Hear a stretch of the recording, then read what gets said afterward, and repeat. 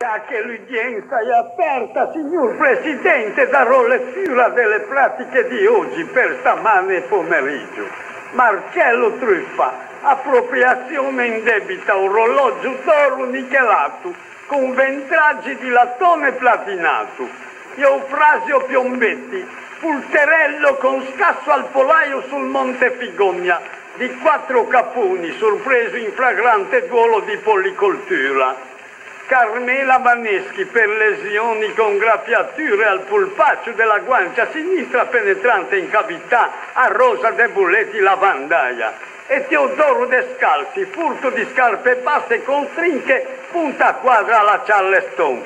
Carolina Banastra, fruttivendola e Nicola Barbera di Fugrignolino, Pachino, coniugi separanti per incompatibilità di carattere. Fate passare il Barbera. Avanti, coniugi separanti! Vieni avanti, bello generin, voglio fate ben conoscere chi te, il tuo bello carattere, come te posso sopportare, braghe molle. Buongiorno, signor Brigadier, è la prima volta che mi divido da me, Maio. Sanno che ragamente perché è come la calunnia, perché la calunnia lo inventicello. Come dice il barbiere di Sicilia, non si ricorda più sul giudice, quando l'ho sposata. Si aveva niente, ci ho incominciato a mettere la camicia, poi ci ho levato la basina perché viveva con 2 palanche di fricciuoli e lei andava a cetesare con tutti a dire ai vicini che io non c'ho voglia di lavorare. Sai che domanda un po' da camicia, ti me la leva, in casa poi non c'è niente, o se fino a venduta c'ha voglia perché ha l'ea dell'atun, così o bisogna stare a porta con spaghetti. Donna ingrata e messalina, questa sirena non si ricorda più quando ero andata a casa e ci ho trovato uno che mi ha dato da bere, che lui era il gasista, per darci recato al contatore, perché siccome il gasista non mi aveva ancora fatto capire bene tutto, e anche lui si era approfittato perché mi ero recata a Cornigliano Ligure. Così lui mi ha dato da intendere che in camera da letto mancava un becco a gaso. Ma sa la mia come l'ha ridotto, se sa la tende qui in decreto ufficio a fuoco. Ben a sui cancellieri. Sa mi difende e poi paghi la ringa. Sa vini su Salacca a se che ha messo l'avvocato Picazzetta. Silenzio!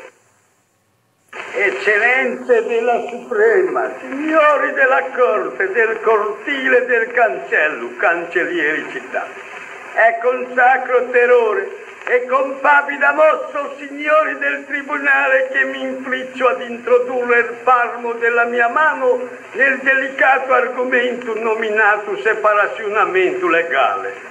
Manca qui, o signori del Tribunale, la solita nobile damigiana ed il nobile consorte abituati ad uno sport di pace coniugale.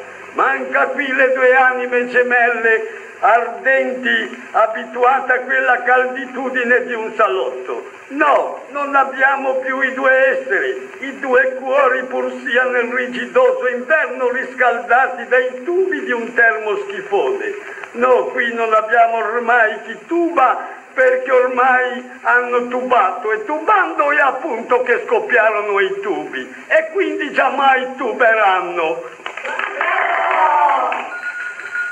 Mio tuo avvocato deve essere in latuniere, se. Silenzio in questi tubolari momenti.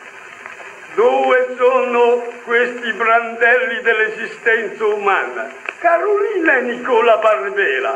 Non abbiamo più i colombi, ma i resti di un legno di piccipaine arrugginito, ormai demoliti dalla raspa del destino, ma una burrasca di ventrosità contraria a gregali e di sciroppo, di cui un nome da Macaglia ne ha fatto congelare un povero cuore.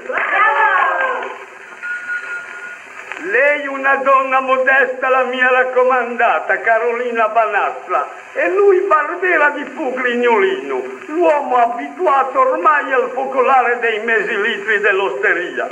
No, signori della Suprema, le indagini hanno seguito una falsa pista e di tanto scempio ne vogliamo un dividendo.